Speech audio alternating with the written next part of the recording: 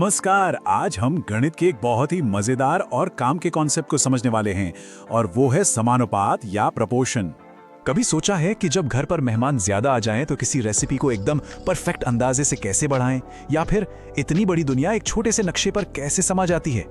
इन सभी सवालों का जवाब एक बहुत ही पावरफुल आइडिया में छिपा है और वो है समानुपात। चलिए आज इसी को समझते हैं।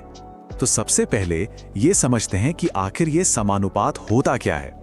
इसे ऐसे समझिए जैसे दो रेशियोज के बीच का एक बैलेंस हो।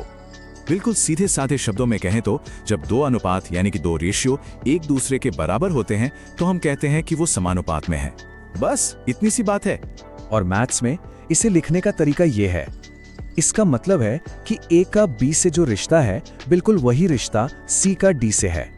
अब इन चारों नंबर्स के ना कुछ खास नाम हैं।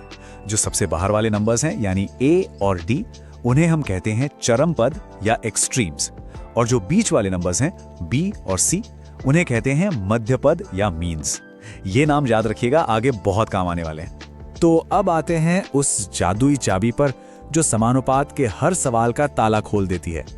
ये एक बहुत ही सिंपल लेकिन उतना ही जरूरी नियम है। इस एक अकेले नेम से ना हम चुटकियों में पता लगा सकते हैं कि कोई भी चार नंबर प्रोपोर्शन में है या नहीं। और ये रहा वो सुनहरा नियम। अगर बाहर वाले नंबर्स का गुणा यानी प्रोडक्ट बीच वाले नंबर्स के गुणा के बराबर है तो समझ लीजिए कि वो समानुपात में है। मैथ्स की भाषा में कहें तो ये नियम बस इतना सा है, A गुणा D बराबर होना चाहिए B गुणा C के। है ना, याद रखने में एकदम आसान। चलो अब इस नियम को असल में इस्तेमाल करके देखते हैं। मान लीजिए हमारे पास ये चार नंबर हैं 40, 30, 60 और 45। क्या ये उस सुनहरे नियम पर खरे उतरते हैं? चलिए देखते हैं। सबसे पहले हम सबसे बाहर वाले नंबर्स यानी 40 और 45 को गुणा करते हैं तो आया 1800।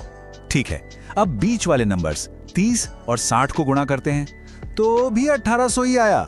अरे वाह, क्योंकि दोनों का प्रोडक्ट बराबर है तो ये बात पक्की हो गई कि ये नंबर्स समानुपात में हैं। अच्छा, तो अब आगे बढ़ते हैं और देखते हैं कि ये नियम सिर्फ जांचने के ही काम नहीं आता, बल्कि अगर कोई नंबर गायब हो तो उसे ढूंढने में भी हमारी मदद करता है। जरा सोचिए कि हमारे पास एक पजल है जहां एक नंबर मिसिंग है।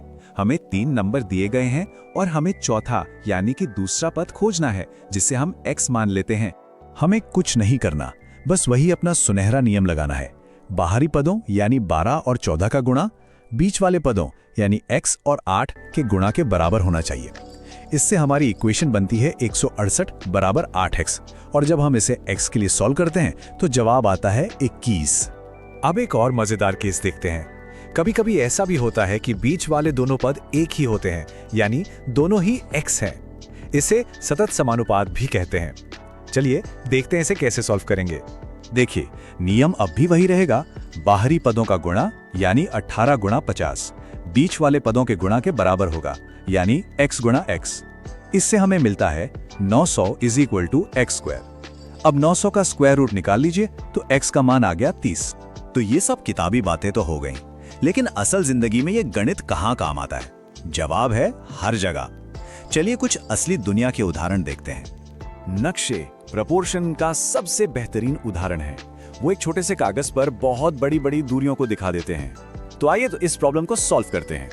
यहाँ पर प्रपोर्शन ये है, अगर नक्शे पर 1 सेंटीमीटर असल में 30 लाख सेंटीमीटर के बराबर है तो नक्शे पर 3 सेंटीमीटर असल में कितने सेंटीमीटर यानी x के बराबर होगा? बस अपना नियम लगाइए। हमें मिलता है 90 लाख सेंटीमीटर, जिसे जब हम किलोमीटर में बदलते हैं तो जवाब आता है 90 किलोमीटर। ये एक ऐसी प्रॉब्लम है जो हम सब शॉपिंग करते हुए फेस कर सकते हैं, है ना? समानुपात हमें अंदाजा लगाने में मदद करता है कि आगे क्या हो सकता है। तो यहाँ रेशियो क्या है? हर 12 में से 3 आम सड़े हुए हैं। तो सवाल ये है कि 100 में से कितने सड़े होंगे? अपना सुनहरा नियम लगाते हैं। 3 गुणा 100 बराबर है 12 गुणा x के। इसे सॉल्व करने पर पता चलता है कि 100 आम खरीदने पर करीब 25 आम सड़े निकलने की उम्मीद है। तो आज हमने जो कुछ भी सीखा उसकी सबसे बड़ी और सबसे जरूरी बातें क्या हैं? चलिए एक नजर डालते हैं।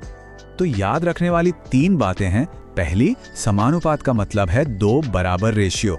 दूसरी, इसकी असली चाबी वो सुनहरा नियम है, बाहर वालों का गुणा बीच वालों के गुणा के बराबर होता है। और तीसरी और सबसे जरूरी बात, ये सिर्फ मैथ्स की क्लास तक ही नहीं है, बल्कि हमारी रोज की जिंदगी का एक हिस्सा है।